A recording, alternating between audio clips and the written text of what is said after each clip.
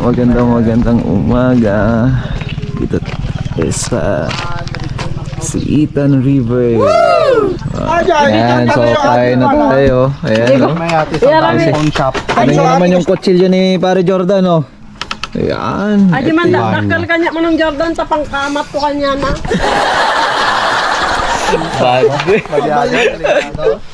Ayan, kain na tayo mga kamusta. Okay, so tapos na nga kami kumain. Ngayon pupunta na tayo dyan sa may ilog mamaya mga kamusta, no? Okay, so gagamitin natin tong pang waterproof natin. So try natin. Okay, para sigurado na hindi masira, no? Okay, we're ready na. So, and ready na kami. I-vlog mo si ate. Kaso di ko. Buti na lang meron si Pare Jordan eh. Dahil kinalas ka po. Oh, santan. Ready na sila. Guys.